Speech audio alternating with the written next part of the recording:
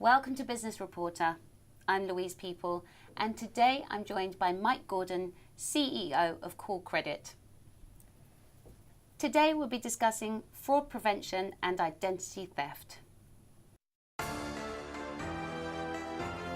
Mike, hello. Hello. So with plenty of security solutions around, why are we still having problems? Why are we still worried? Well, consumer behavior is really evolving and the world's evolving. So consumers today are effectively interacting with institutions, banks, etc., through a variety of means, either through their mobile phones, through the internet, through telephone, even still walking in. And as a result of that, there's many different points of entry into those institutions and many more different points of identity theft and fraud that can occur. And that's where we would apply our ability to work with analytics, but also our ability to manage data to make sure that we bring a holistic solution to this stage for both the end consumer and the institution trying to do business with them. Okay, you mentioned a holistic view there. Can you be more specific? Well, for instance, you interact with your bank through... Yes, my phone, a tablet. Exactly. And then, as you're shopping, you shop through the internet, you shop, yes. So how you interact with institutions today has completely changed. Because in the past, people just did it one way. Now you're doing it multiple ways based off what you want to do at this certain time. As a result of that, those pieces of information leave, for lack of better terms, a trail on who you are and what you're doing and why you're doing it. Mm-hmm. And that really starts to open up the door for fraudsters to take a look and try to actually emulate who you are and steal either your identity or just try to steal on a transaction.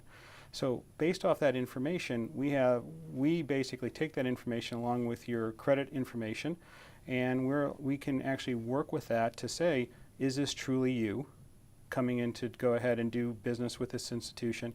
And we use an advanced type of analytic basically to take a look at that and say, yeah, this is truly Louise working with this bank or with this institution and trying to do business with them.